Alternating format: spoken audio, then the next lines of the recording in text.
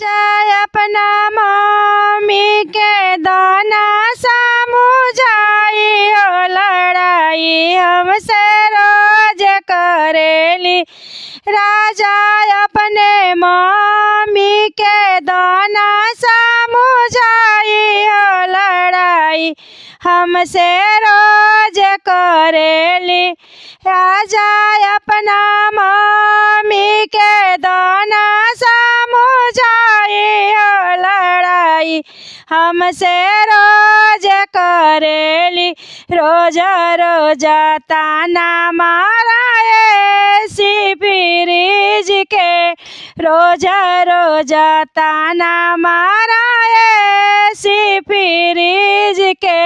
लगता भूखाइल बाड़ी त दहेज के, लगता भूखाइल बाड़ी त दहेज के। अपना मम्मी के दाना समझाई हो, के सहाई कोर्ट में जाए।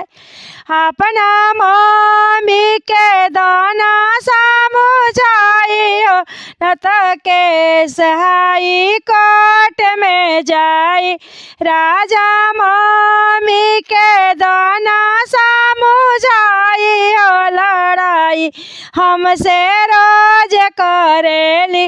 राजा अपने भाभी के दाना समझाई हो, लड़ाई हमसे रोज करेली।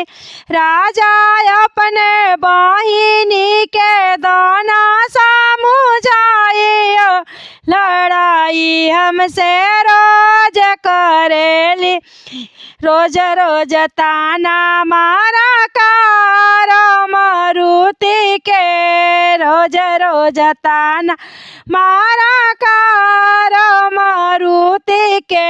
लगल बा भूखाइल बाड़ी त दहेज के, लगत भूखाइल बाड़ी त दहेज के। राजा अपने भाभी के दाना समझाई हो, न त के सहाई कोर्ट में जाई। राजा अपने बहिनी के दाना समझाई हो, त के सहाई कोर्ट में जाई। राजा अपने बहिनी के लाना समझाई हो, त के सहाई कोर्ट में जाई, के सहाई कोर्ट में जाई।